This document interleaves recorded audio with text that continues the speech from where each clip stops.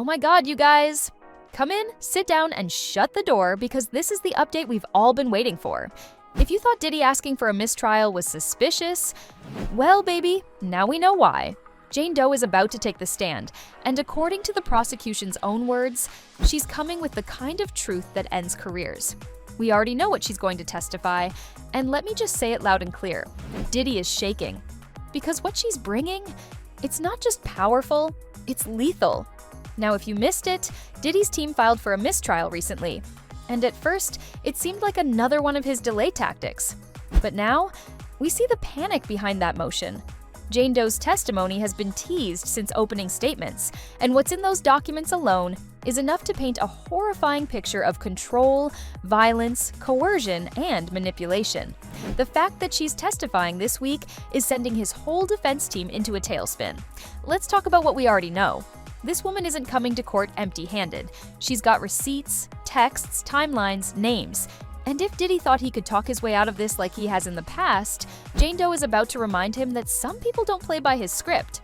According to the prosecution, Diddy didn't just use his influence to control Jane Doe emotionally. He locked her down financially too. Just like he allegedly did with Cassie, he slowly took over her world. He discouraged her from working, handed out money, paid her rent, and kept her tethered so tightly that when she wanted to walk away, she couldn't. Because every exit led right back to him. And let's be real, this is his pattern. It's always glammed up with luxury, parties, and private jets. But once these women start setting boundaries or saying no, the mask slips. Jane Doe reportedly told him over and over that she didn't want to be part of the freak-offs, that she was done. And just like that, the gifts and money turned into leverage, and the man turned into a monster. And here's where it gets darker. The prosecution says Diddy used video footage of Jane Doe engaging in intimate acts with an escort to blackmail her. Let that sink in.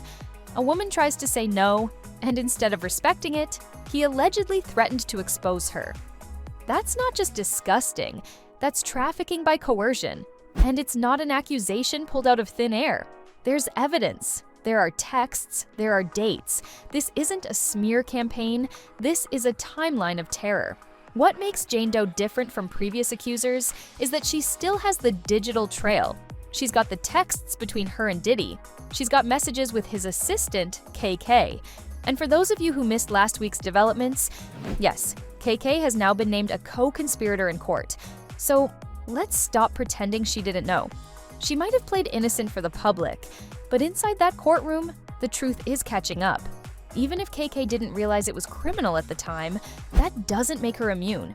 Ignorance of the law isn't a defense, and prosecutors are making it clear that her actions helped Diddy maintain control over his victims. Jane Doe reportedly made it clear that KK was not only aware, but actively involved. And we're not done. Because this isn't just about blackmail or financial control. Jane Doe's testimony is expected to include violent incidents, physical attacks that mirror what Cassie described in her own suit. We're talking chokeholds, slaps, being dragged by the hair, being forced into humiliating and abusive situations just hours after being assaulted, and all of it meticulously planned, masked by money, and hidden behind closed doors.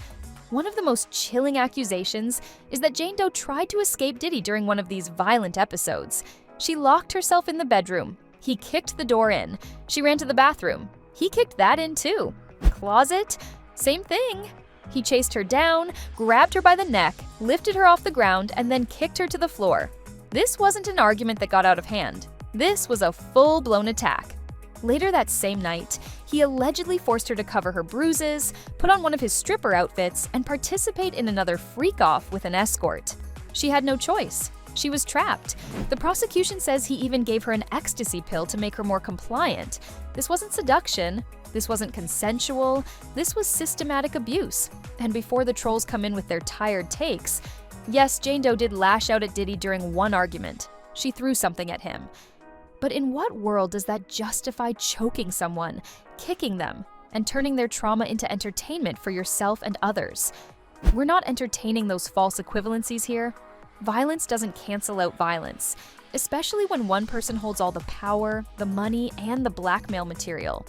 What makes this even more damning is that Diddy's legal strategy is falling apart. He wants the court to ignore the digital evidence Jane Doe is bringing in, just like he's trying to argue that his own incriminating voice notes should be thrown out due to privilege. But baby, if Jane Doe has those messages and can connect the dots, dates, events, freak-offs, assistants, drugs, then this becomes something prosecutors call a pattern. And under RICO, a pattern is what gets you locked up for life. The public's been saying it for weeks. Diddy is desperate. And now we know why. Jane Doe has receipts that link him to multiple acts of coercion, fraud, and force. She's not coming with stories. She's coming with evidence. And that makes her the most dangerous witness he's faced so far. And let's not forget, the prosecution still hasn't shown all their cards. What we've seen in the opening statements is just a preview. So, when Jane Doe takes the stand, it's going to be more than storytelling. It's going to be structured, backed with proof, and presented to a jury that's already heard echoes of this before. So why is Diddy fighting for a mistrial? Because once Jane Doe starts talking, the public will hear the unfiltered truth. He knows her words can't be spun by PR teams or shut down by assistants. The documents back her up, the patterns are familiar, and his own past behavior is catching up. This is more than a scandal. This is about power, control, and how a man who once ruled the music industry allegedly used that power to silence and abuse women for years. Jane Doe is stepping up for herself. And honestly, for every woman who's ever been told her story didn't matter. And that's why the pressure is on. Diddy's entire defense team is scrambling. The motion for mistrial is flopping, and Jane Doe is walking straight into that courtroom with the kind of strength that no money can buy. So buckle up, because what happens over the next few days could change everything. The court is about to hear from the one person Diddy is clearly terrified of. And we will be here breaking it all down. If you're following this case as closely as we are and want the real story, not the sugar-coated version, hit that subscribe button and turn on your notifications. Because we'll be here every step of the way, bringing you every update the moment it drops. Trust me, you don't want to miss what's coming next.